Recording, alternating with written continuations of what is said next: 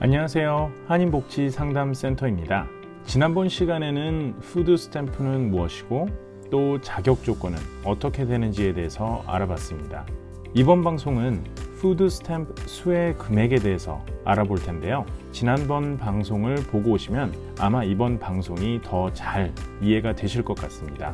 그러면 곧바로 오늘 방송 본론으로 들어가도록 하겠습니다. 여러분들의 많은 구독과 좋아요 버튼도 부탁드릴게요. 오늘은 총 3부작으로 만들고 있는 푸드 스탬프 방송 중에 제2부 푸드 스탬프 수혜 금액을 계산하는 방법에 대해서 알아보도록 하겠는데요. 우선 여러분들이 기억해 두셔야 될 단어가 두 개가 있습니다. 하나는 총소득이고요. 또 다른 하나는 순소득입니다. 정부에서 푸드 스탬프 자격을 심사할 때 이 두 가지 소득을 가지고 심사를 하는데요. 먼저 총소득, 말하자면 우리가 매월 벌어들이는 수입을 가지고 정부에서 정한 총소득 기준표에 맞출 수 있으면 1차 통과를 하게 됩니다. 그리고 순소득을 가지고 정부에서 정한 순소득 기준표에 맞출 수 있으면 2차 통과를 하게 되는 거죠. 그리고 2차까지 통과하게 되면 여러분들은 푸드 스탬프를 받게 될 자격이 생기는 것입니다. 그런데 총소득은 잘 알겠는데 순소득은 어떻게 계산하는 걸까요? 이 순소득은 총소득에서 여러 가지 비용을 뺀 나머지 금액을 말하는 건데요. 이 비용도 아무 비용이나 뺄 수 있는 것이 아니라 정부에서 정해준 그 비용들만 총소득에서 뺄 수가 있습니다. 그리고 그렇게 해서 나온 순소득 금액을 기준으로 여러분들이 받게 될 푸드 스탬프 금액이 결정되는 겁니다.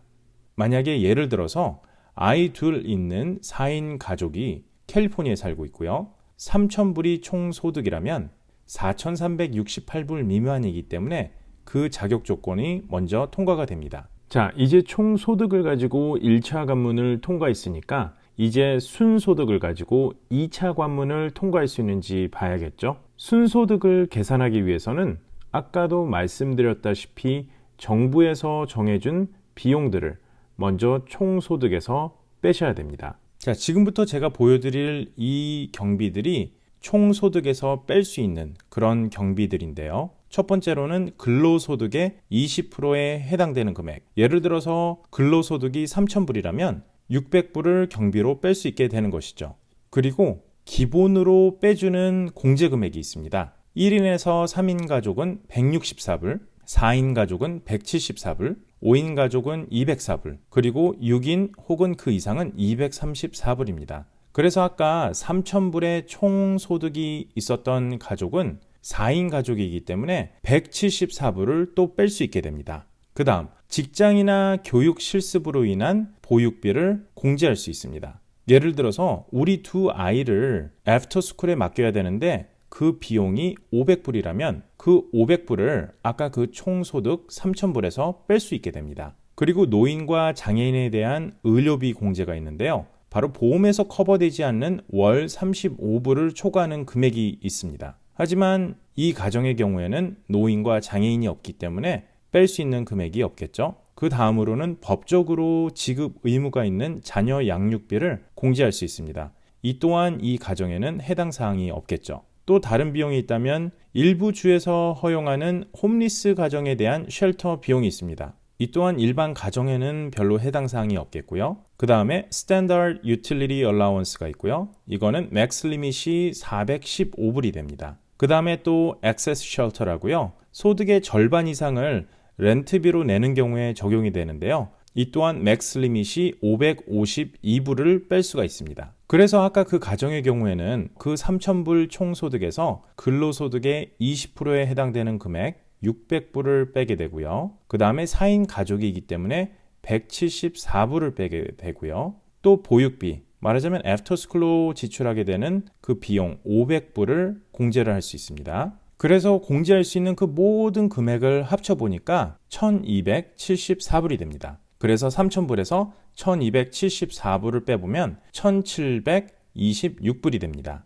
이 월순 소득은 한계 소득인 2,184불 미만이 되기 때문에 바로 2차 관문도 통과하게 된 것입니다. 이 순소득 금액은 여러분이 받게 되실 푸드 스탬프 금액을 결정하기 위한 그 기준이 됩니다. 푸드 스탬프를 받으실 수 있어도 그 금액이 무한정 계속 받으실 수 있는 것은 아닙니다. 바로 가족 수에 따라서 받으실 수 있는 맥시멈 금액이 정해지는데요.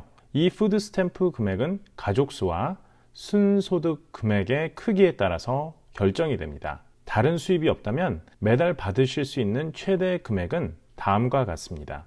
이것을 저희가 가족 수별 한계 소득이라고 얘기를 하는데요. 정부에서는 먼저 월 순소득 금액의 30%를 곱해서 값을 산출합니다. 그래서 아까 나온 순소득 금액 1724불에 30%를 곱하게 되면 517불 20센트가 됩니다. 바로 이 517불 20센트를 4인 가족이 최대 받을 수 있는 푸드 스탬프 금액 835불에서 빼게 되는 거죠. 그렇게 해서 나온 금액 317불 80센트가 매달 이 가족이 받을 수 있는 푸드 스탬프 금액이 되겠습니다. 혹시 조금 복잡해서 헷갈리실까봐 제가 예를 하나 더 들어드리겠습니다. 예를 들어서 캘리포니아주에 사는 또 다른 4인 가족이 근로소득이 2,800불이 있다고 해보죠. 그러면 월 가정 총소득이 2,800불인 가정에서 푸드 스탬프를 받을 수 있을까요?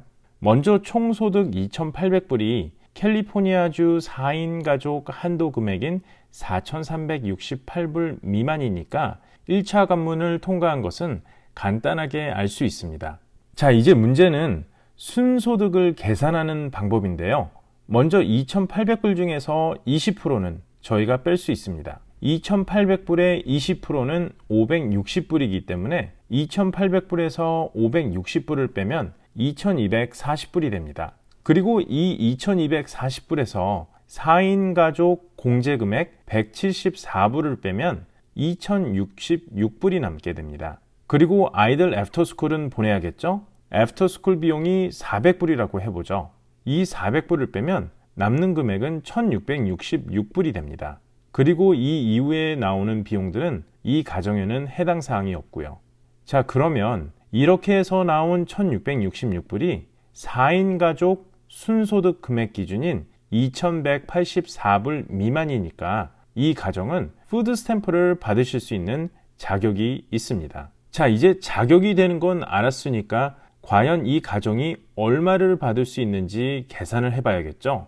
아까 나온 순소득 1,666불에 30%를 곱하게 되면 499불 80센트가 됩니다.